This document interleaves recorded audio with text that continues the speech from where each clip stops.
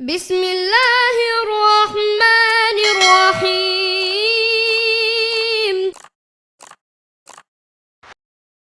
आज हम lecture number 28 electromagnetic induction discuss करते हैं कि इलेक्ट्रोमैग्नेटिक इंडक्शन क्या है।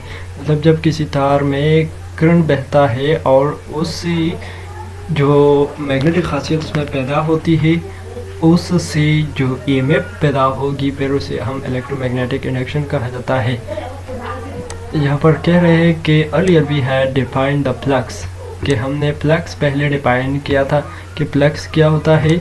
किसी मैग्नेट से जो फोर्स लाइंस निकलते हैं, जो फील्ड लाइंस निकलते हैं उसे हम फ्लक्स कहते हैं।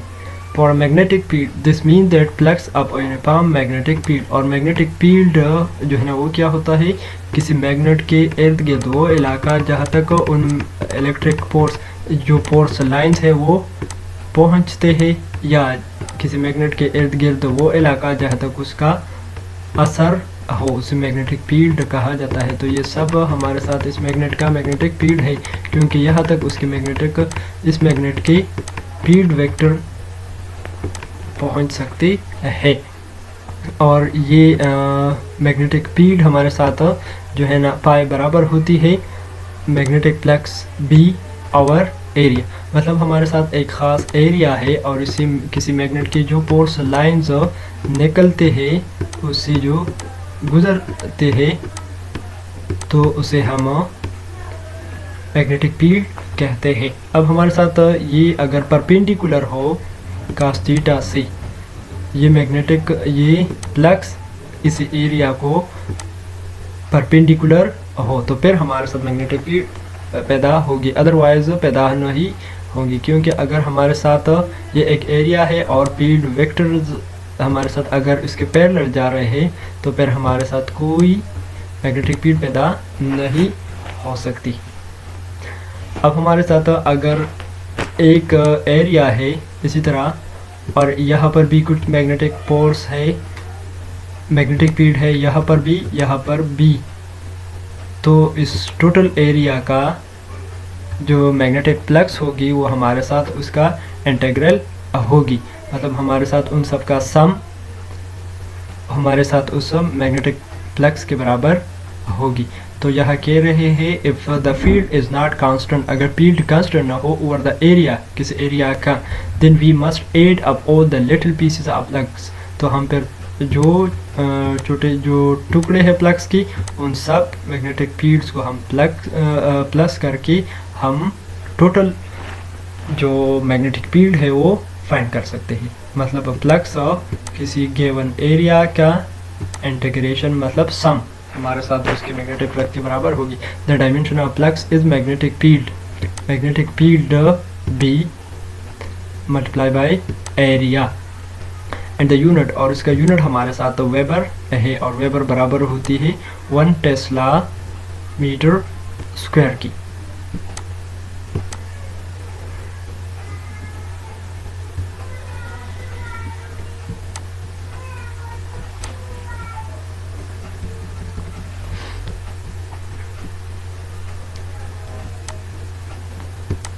अब हम एक लॉ को डिस्कस करते हैं, a fundamental law of magnetism state that the net flux through a closed surface is always zero, कि हमारे साथ किसी खास क्लोज्ड सरफेस का टोटल फ्लक्स हमारे साथ ज़ीरो होगी। क्योंकि हमारे साथ अगर ये साउथ पोल है ये नॉर्थ पोल है तो नॉर्थ पोल से फ्लक्स निकलते हैं इसी तरह वापस आते हैं, जितने निकलते हैं उतने वापस आते हैं। इस तरह यहाँ से जितने निकलते हैं इस तरह वापस आते हैं। मतलब पाइप निकलते हैं तो पाइप वापस आते हैं, तो pipe minus pipe zero. Note that this is very different from what you learn earlier, ये खुद डिस्कस कर ली। In the bar magnet below no matter which closed surface you draw, किसी भी शक्ल का जो सरफेस है, the amount of flux leaving the surface, surface से जितनी रुखसत हो रहे जो निकलते हैं वह इक्वल होगी is equal to the entering, जितने उसमें दाखिल होते हैं। इसलिए हमारे साथ नेट फ्लक्स या टोटल फ्लक्स हमारे साथ तो ज़ीरो होगी।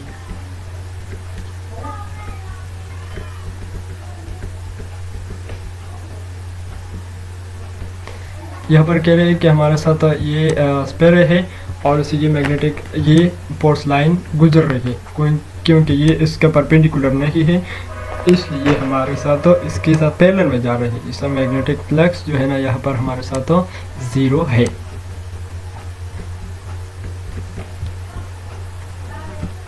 अब हम फैराडे लॉ को डिस्कस करते हैं। Faraday law as for induced EMF when the magnetic flux change in a circuit। इसका सिंपल ये है कि the rate of change of flux is called EMF। What is EMF? EMF हमारे साथ किसी भी सर्किट में जो पोटेंशियल डिफरेंस होता है, वोल्टेज का जो पोटेंशियल डिफरेंस होता है, मतलब अगर एक तरफ 5 है दूसरी तरफ 10 है, तो यहाँ पर पोटेंशियल डिफरेंस की वजह से एक फोर्स हमारे साथ पैदा होगी जो यहाँ पर जो इलेक्ट्रॉन है उसको बहाने पर मजबूर कर देती है। इसको इलेक्ट्रोमैग्नेटिक इंडक्शन या इसको हम EMF कहते हैं, इलेक्ट्रोमोटिव फोर्स या EMF। When the magnetic flux changes in a circuit, जब किसी सर्किट में मैग्नेटिक फ्लक्स जो है ना वो चेंज हो रहे है, मतलब उसमें कमी बेशी आ रही है, ज़्यादा हो रहे या कम हो रहे हैं। एन इलेक्ट्रोमोटिव फोर्स जिसको हम EMF कहते हैं, EMF, और जिसको हम एप्सिलॉन से डिनोट करते हैं। तो हमारे साथ इलेक्ट्रोमोटिव फोर्स इज इंड्यूस पैदा होगी which is proportional to the rate of change of flux, और जो हमारे साथ फ्लक्स की रेट ऑफ चेंज की प्रोपोर्शनल होगी। जितनी फ्लक्स में चेंजिंग का जितनी फ्लक्स की चेंजिंग रेट ज़्यादा हो उतनी इंड्यूस EMF ज़्यादा होगी। जितनी फ्लक्स रेट ऑफ चेंज कम हो इतनी हमारे साथ इलेक्ट्रोमोटिव फोर्स कम होगी। मतलब इलेक्ट्रोमोटिव फोर्स बराबर होती है d/dt, मतलब rate of change of magnetic flux, where epsilon is the induced EMF। If the coil consist of n turns then हमारे साथ एप्सिलॉन या EMF हमारे साथ बराबर होगी n और फ्लक्स का रेट ऑफ चेंज। फ्लक्स किस तरह चेंज होते हैं? किसी कॉइल में हमारे साथ अगर इसी तरह एक कॉइल है, ये हमारे साथ एक कॉइल है, कॉइल में इसी तरह अगर हम तार को बनाए स्प्रिंग की तरह और इसमें जब करंट बह जाए तो ये हमारे साथ कॉइल बन गया। अब मूव द मैग्नेट, अब मैं यहाँ पर एक मैग्नेट रखता हूँ और इस मैग्नेट को उसके करीब ले जाता हूँ और फिर दूर ले जा रहा हूँ। यहाँ पर मैं उसको आगे पीछे कर रहा हूँ तो उसकी वजह से इसमें करंट या जो EMF है उसमें कमी बेशी आएगी।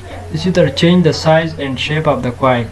अब अगर मैं इस कॉइल को प्रेस कर दूँ, मतलब छोटा कर दूँ, या उसको मैं लेंथी कर लूँ, लॉन्ग कर दूँ, तो उससे भी हमारे साथ मैग्नेटिक फ्लक्स में चेंज आएगी।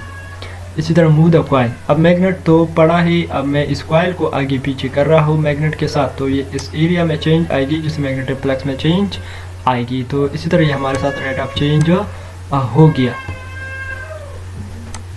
इन case the flux through the coil changes and rate of change of flux is non zero leading to an induced EMF। तो इसी तरह rate of change of magnetic flux हमारे साथ इंड्यूस EMF की तरफ जाती है।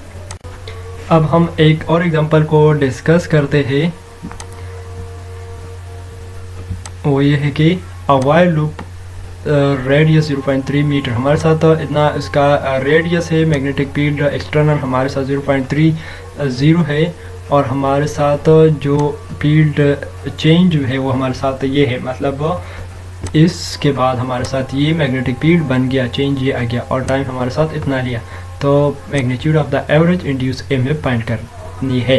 तो पहले हम फ्लक्स में जो चेंज आई है वो फाइंड करते हैं। फ्लक्स हमारे साथ बराबर होती है मैग्नेटिक फ्लक्स इनटू एरिया, और एरिया हमारे साथ लूप है, मतलब बाय r², क्योंकि सर्कल का या लूप का टोटल एरिया होता है।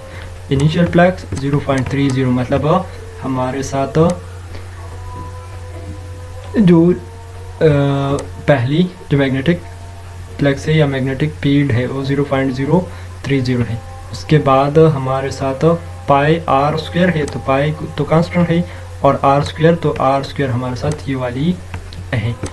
तो ये इसके सॉल्यूशन से कैलकुलेटर से आप करें तो ये आएगा। इस तरह फाइनल हमारे साथ माइनस ये वाली है, -0.20, ये b की वैल्यू होगी, मैग्नेटिक फील्ड हो गया। इस तरह फ्लक्स इनटू पाई इंटू 0.30, पाई की वैल्यू 3.14 या 22/7 के बराबर होती है। इस तरह 0.30 whole square mean r square, क्योंकि रेडियस हमारे साथ 0.30 है तो सी वैल्यू आएगी। अब हम जानते हैं कि फ्लक्स में चेंज कितना आया है, फ्लक्स में चेंज हम फाइंड करते हैं। तो हमारे साथ डेल्टा मीन डेल्टा फ्लक्स में कितना चेंज आया है टाइम के लिहाज से, तो उसका डिफरेंस फाइंड करें। इन दोनों के वैल्यूज़ में कितना डिफरेंस, कितना फ़र्क आया है, तो इसको ये लिख दिया माइनस ये वाली वैल्यू और टाइम 1.5। तो हमारे साथ उससे इतना वोल्टेज हमारे साथ इंड्यूस ईएमएफ आएगी।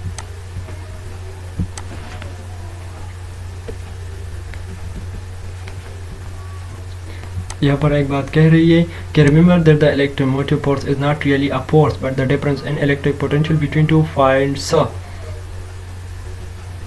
हमारे साथ जो इलेक्ट्रोमोटिव फोर्स या ईएमएफ जो है ना, वो फोर्स रियली वो फोर्स नहीं है, लेकिन इलेक्ट्रिक पोटेंशियल डिफरेंस की वजह से है। मतलब यहाँ पर हमारे साथ पोटेंशियल डिफरेंस, यहाँ पर पोटेंशियल 5 है और यहाँ पर 10 है, तो यहाँ पर हमारे साथ पोटेंशियल में फ़र्क है। इस वजह से ये वाली वोल्टेज जो ये कम की तरफ बह जाएगी, जिसकी वजह से बीच में एक ऐसी फोर्स पैदा हो जाएगी जो इलेक्ट्रॉन को बहने पर मजबूर कर देते हैं, जिसको हम इलेक्ट्रोमोटिव फोर्स कहते हैं। तो इसका मतलब ये हो गया, जितना पोटेंशियल डिफरेंस ज़्यादा होगी, जितना पोटेंशियल में फ़र्क ज़्यादा होगी, इसी तरह इतना हमारे साथ ये इलेक्ट्रोमोटिव फोर्स ज़्यादा होगी। और जितना हमारे साथ इलेक्ट्रोमोटिव फोर्स होती है उसके बराबर इस सर्किट में हमारे साथ इलेक्ट्रिक फील्ड जो पैदा होती है, इस टोटल एरिया में जो टोटल इलेक्ट्रिक फील्ड पैदा होगी वो हमारे साथ इन दोनों की साइड पर जो पोटेंशियल डिफरेंस की वजह से जो इलेक्ट्रोमोटिव फोर्स या ईएमएफ पैदा हो गया है इसके बराबर होगी। मतलब ईएमएफ हमारे साथ बराबर होगी किसी एरिया की, किसी ख़ास एरिया की टोटल इलेक्ट्रिक फील्ड ही। अगर हमारे साथ वो एक सर्कल हो तो उस सर्कल की टोटल इलेक्ट्रिक फ्लक्स जो है ना हमारे साथ उसकी टोटल ईएमएफ के बराबर होगी। More generally for any size shape of a close circle हमारे साथ इलेक्ट्रोमोटिव फोर्स ईएमएफ बराबर होगी टोटल एरिया की जो इलेक्ट्रिक फ्लक्स है, किसी खास एरिया की total electric flux. Integral mean sum, so Faraday law reads हमारे साथ ईएमएफ जो के बराबर होती है यहाँ पर किसी खास एरिया के इलेक्ट्रिक फील्ड के। और हम ये भी जानते हैं कि इलेक्ट्रिक फील्ड हमारे साथ इलेक्ट्रोमोटिव फोर्स हमारे साथ rate of change of flux होती है, तो इस वजह से हमारे साथ दोनों बराबर होगी। ये भी ईएमएफ के बराबर है और ये भी हमारे साथ ईएमएफ के बराबर है, इसलिए हमारे साथ ये दोनों आपस में बराबर होगी।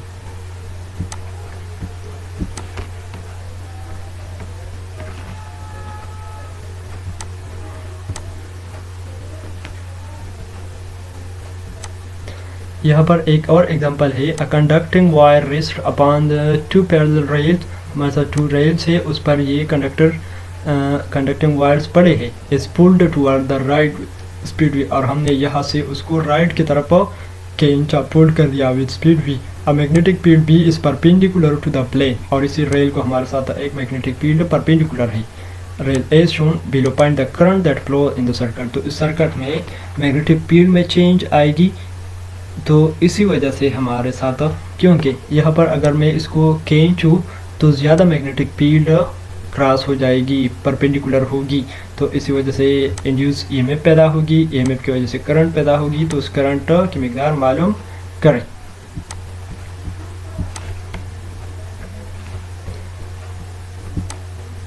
As the wire is pulled to the right, the area of the circle increases. जब हम वायर को राइट की तरफ खींचते हैं तो सर्किट का एरिया में इजाफा होगा, and so the flux increases, तो फ्लक्स में इजाफा होगा। Measure x is above so that x is equal to vt। x vt के किस तरह बराबर होती है, हम जानते हैं कि स्पीड v हमारे साथ बराबर होती है distance x divided by t। तो इन दोनों को क्रॉस मल्टीप्लाई करें तो x हमारे साथ बराबर होगी vt के बराबर आती है। तो यही बात यहाँ पर एक्सप्लेन की है। x keeps increasing as we pull, तो x में अब इजाफा होगा क्योंकि अब यहाँ पर हम उसको v की डायरेक्शन से उसको खींचते हैं। तो हमारे साथ एक नया एरिया बनता है जो हमारे साथ किसके बराबर होगी, जो एरिया में जो इजाफा आएगा तो आप वो देख सकते हैं यहाँ पर। The flux at any value of x is pi b mean magnetic flux b dx, area हमारे साथ b मैग्नेटिक फ्लक्स है और dx हमारे साथ एरिया है। d इसका विड्थ है और x इसका लेंथ है। ये एरिया यहाँ पर मैं इसको दिखाता हूँ, ये हमारे साथ है।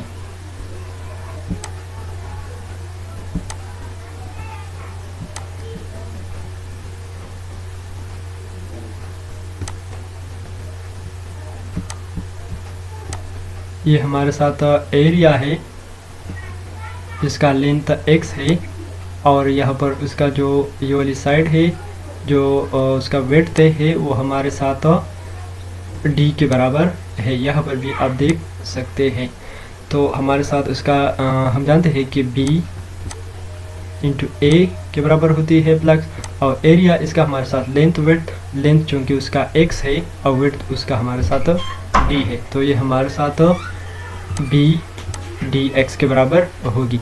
अब हम जानते हैं कि एप्सिलॉन या ईएमएफ और rate of change of magnetic flux या d by d t of magnetic flux के बराबर होती है माइनस डी और फ्लक्स का हमारे साथ टोटल फ्लक्स इस एरिया का हमारे साथ बी डी एक्स आता है यहाँ से, तो माइनस बी डी। अब चूँकि एक्स हमारे साथ वेरिएबल है, बी डी कांस्टेंट है, बी डी बाहर निकल गया और डेरिवेटिव हमारे साथ x पर अप्लाई हो गया और x का rate of change of distance उसको हम वी बी कहते हैं। तो यहाँ पर हमारे साथ ये v की वैल्यू आएगी। नेक्स्ट हम ये भी जानते हैं कि एप्सिलॉन का रिलेशन I और R के साथ क्या है।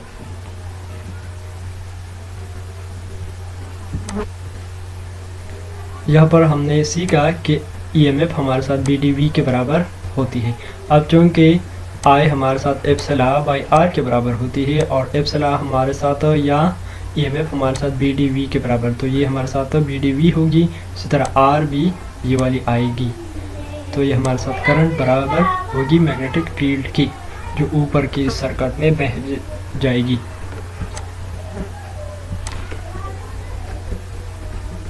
नेक्स्ट यहाँ पर हम सिर्फ ये पॉइंट करते हैं कि पावर कितना आएगा किसी मैग्नेटिक फील्ड का, तो आई स्क्वेयर आर, ये हमारे साथ हम जानते हैं कि P is equal to I square R, और आई हमने ऊपर बयान किया कि ये B square D square V B D V के बराबर होती है, बी डी वी। अब चूँकि इस पर स्क्वेयर है तो इन दोनों तीनों पर स्क्वेयर भी आएगा।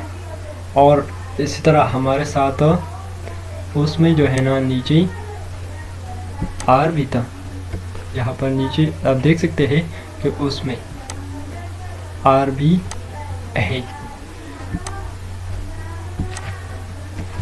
तो यहाँ पर हमारे साथ बनेगा डिवाइडेड बाय आर स्क्वेयर, तो ये सब हमारे साथ ये आई स्क्वायर के बराबर हो गई सिर्फ। और चूँकि पावर के फार्मूले में आई स्क्वायर आर है तो ये आर, तो ये आर इन दोनों आई में एक आर को कैंसिल करेगी, तो नीचे हमारे साथ सिर्फ एक आर बचेगा।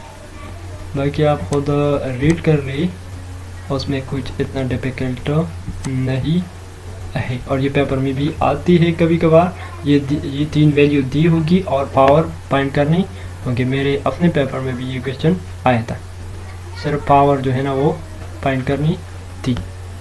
नेक्स्ट हमारे साथ लेंज़ लॉ है, तो लेंज़ लॉ के लिए मैं आपको एक वीडियो लाता हूँ, उसको आप डिटेल से सुनें। आज हम पढ़ने जा रहे हैं लेंज लॉ। इससे पीछे हमने Faraday law of electromagnetic induction पढ़ा है और आपको पता है कि वो इलेक्ट्रोमैग्नेटिक इंडक्शन के अंदर जो सबसे पहली क्वांटिटेटिव स्टेटमेंट है वो Faraday law of electromagnetic induction है, जिसमें हमने ये देखा कि जब भी हमारे पास टाइम वेरिंग मैग्नेटिक फ्लक्स होगा, यानी कि किसी भी सरफेस से अगर मैग्नेटिक फ्लक्स चेंज हो रहा है, ठीक है, तो उस सरफेस में एक इंड्यूस ईएमएफ आ सकता है, प्रोड्यूस होता है, ठीक है जी। तो इसमें ये एक माइनस आ रहा था, तो हमने कहा था कि ये जो माइनस है इसकी रीज़न हम लेंज लॉ में जाके एक्सप्लेन करेंगे। तो आज हमने इस रीज़न को एक्सप्लेन करना है कि ये माइनस क्यों आता है। तो दोबारा से ज़रा हम अपना वो बेसिक जो कॉन्सेप्ट है कि किसी भी आप क्लोज लूप से, ठीक है, आप मैग्नेटिक फ्लक्स को चेंज करें तो उस लूप में एक करंट, एक इंड्यूस ईएमएफ पैदा होता है। क्योंकि वो लूप क्लोज होता है, सर्किट क्लोज होता है, तो क्लोज लूप की वजह से वो इंड्यूस ईएमएफ वहाँ पर इंड्यूस करंट भी पैदा करता है, ठीक है। तो वही हमारा सेटअप है जी। ये देखें, हमारे पास एक मैग्नेट है और इस मैग्नेट का जो मैग्नेटिक फ्लक्स है वो इस लूप में से, ये एक कंडक्टर है जो हमारे पास लूप की शक्ल में है, ठीक है, ये क्लोज सर्किट बन रहा है, इसलिए यहाँ पर करंट हो सकता है। तो इस कॉइल को हमने गैल्वानोमीटर से भी अटैच किया है ताकि यहाँ पर जो करंट आए उस करंट को डिटेक्ट भी किया जा सके और ये बात क्लियर हो जाए कि यहाँ पर करंट, इंड्यूस करंट आ रहा है। अच्छा जी, अब होगा क्या, जो ही आप इस कॉइल को या इस लूप को आप स्टेशनरी रखें और इस मैग्नेट को आप इसके करीब लाते जाएं, जो आप इस मैग्नेट को करीब लाएंगे इसमें से गुजरने वाली मैग्नेटिक फील्ड लाइंस की तादाद बढ़ती जाएगी। ये दूसरे लफ्ज़ों में आप कहोगे कि इसमें से गुजरने वाला इस कॉइल का जो प्लेन है, इस कॉइल के प्लेन में से गुजरने वाला जो मैग्नेटिक फ्लक्स है वो चेंज हो रहा है। जब मैग्नेटिक फ्लक्स चेंज होगा तो इसमें एक इंड्यूस ईएमएफ आएगा और वो इंड्यूस ईएमएफ इसमें इंड्यूस करंट पैदा करेगा। तो हमने ये भी पढ़ा था कि फ्लक्स का इस कॉइल के प्लेन से गुजरना ज़रूरी नहीं है, फ्लक्स का चेंज होना ज़रूरी है। यानी कि अगर मैं यहाँ पर ये मैग्नेट रखूँ तो जाहिर बात है कि इसमें से कम लाइनें गुजरेंगी, लेकिन जो मैं इस मैग्नेट को करीब लाता जाऊंगा इसके अंदर, इसके प्लेन में से जो गुजरने वाली मैग्नेटिक फील्ड लाइंस की तादाद है वो बढ़ती जाएगी। हमारे लिए जो इंपॉर्टेंट है वो मैग्नेटिक फ्लक्स का गुजरना वहाँ से नहीं है, बल्कि मैग्नेटिक फ्लक्स का चेंज होना है। मैग्नेटिक फ्लक्स चेंज हो गया जी, तो मैग्नेटिक फ्लक्स के चेंज होने से यहाँ पर क्या आया, यहाँ पर एक इंड्यूस ईएमएफ आया, उसने यहाँ पर एक इंड्यूस करंट पैदा किया। अब जो इंड्यूस करंट है उसकी डायरेक्शन हम लेट कर लेते हैं जी कि वो एंटी क्लॉकवाइज है। लेट सपोज कि वो जो इंड्यूस करंट है वो यूं करके एंटी क्लॉकवाइज डायरेक्शन में फ्लो कर रहा है। अगर इंड्यूस करंट एंटी क्लॉकवाइज है तो आपको पता है कि जहां कहीं भी करंट होता है, करंट का एक अपना मैग्नेटिक फील्ड भी होता है। इसका मतलब है कि ये जो इंड्यूस करंट है, इस इंड्यूस करंट का भी अपना एक मैग्नेटिक फील्ड होगा। ये हमारा इंड्यूस करंट है जो एंटी क्लॉकवाइज है। अब इसके मैग्नेटिक फील्ड की डायरेक्शन कैसे होगी, तो उसके लिए हम क्या करते हैं, उसके लिए ये जो हमारा लूप है, इस लूप को हम यहाँ पकड़ते हैं ऐसे अपने हाथ में और जिस डायरेक्शन में करंट है उस डायरेक्शन में अपनी फिंगर्स को यूं कर्ल कर ले, ठीक है। तो ये जो थंब है ये हमें बताएगा मैग्नेटिक फील्ड का नॉर्थ पोल और दूसरी साइड ऑब्वियसली साउथ पोल होगी। तो इसका मतलब है कि इस इंड्यूस करंट का जो मैग्नेटिक फील्ड है उसका नॉर्थ पोल फेस कर रहा है इसके नॉर्थ पोल को। इसका मतलब ये हुआ कि नॉर्थ पोल कहां पे बन रहा है, इस इंड्यूस करंट का जो मैग्नेटिक फील्ड है उसका नॉर्थ पोल यहां पर बन रहा है। अगर नॉर्थ पोल यहां पर बन रहा है तो इंड्यूस करंट का मैग्नेटिक फील्ड क्या करेगा, इंड्यूस करंट का मैग्नेटिक फील्ड अपोज करेगा अप्लाइड मैग्नेटिक फील्ड को। देखें दोनों के नॉर्थ पोल एक दूसरे को फेस कर रहे हैं। इसका मतलब ये हुआ कि जो ही यहां पर इंड्यूस करंट आया उसकी वजह से जो मैग्नेटिक फील्ड आया, उस मैग्नेटिक फील्ड ने इस मैग्नेटिक फील्ड को या अप्लाइड मैग्नेटिक फील्ड को क्या करना शुरू कर दिया, अपोज करना शुरू कर दिया। तो ये माइनस इस वजह से आ रहा है।